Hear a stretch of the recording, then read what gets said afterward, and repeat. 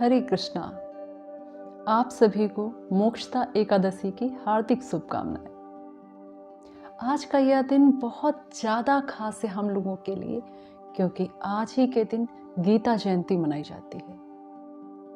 श्रीमद् भगवत गीता यह बहुत ही वैष्णव समाज के लिए महत्वपूर्ण पुस्तक है, क्योंकि इसमें समस्त वेदों का सार निहित है। और आज ही के दिन कुरुक्षेत्र के मैदान में भगवान योगेश्वर श्री कृष्ण जी ने भगवत गीता अर्जुन को सुनाई थी। जब अर्जुन ने भगवान से कहा कि हे अच्युत, मेरे इस रथ को दोनों सेनाओं के मध्य में ले जाकर खड़ा कर दें, ताकि मैं इन सेनाओं का निरीक्षण कर सकूं और देख सकूं कि कौन कौन युद्ध की अभिलाषा से यहाँ पर उपस्थित हुए हैं।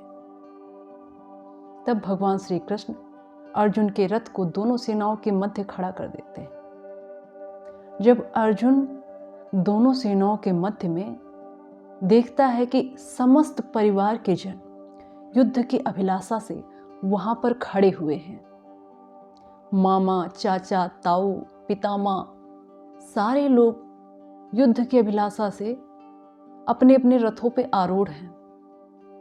उस वक्त अर्जुन जो अपने रथ पे बैठे हुए होते हैं, उनका हाथ कांपने लगता है, गांडीव उनका छूटने लगता है और वो रथ के पीछे जाकर बैठ जाते हैं और कहते हैं, हे केशव, मैं ये युद्ध नहीं कर सकता। इसमें तो समस्त परिवारजनों की हत्या का पाप लगेगा मुझे और मेरी अधोगति होगी।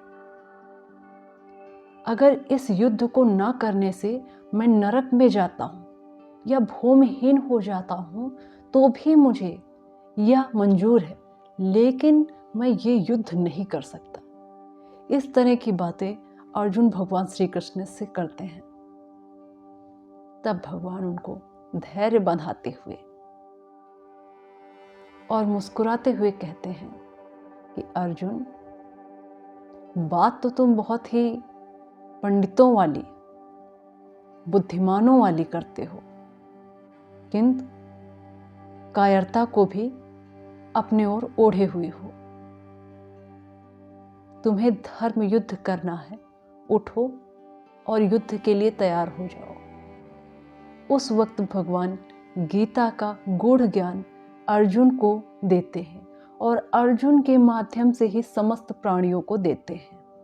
हम सभी कहीं न कहीं एक कुरुक्षेत्र के मैदान में खड़े हुए हैं और युद्ध लड़ रहे हैं, लेकिन कभी कभी मोह बस, आसक्ति बस कायरता की चादर को ओढ़ लेते हैं।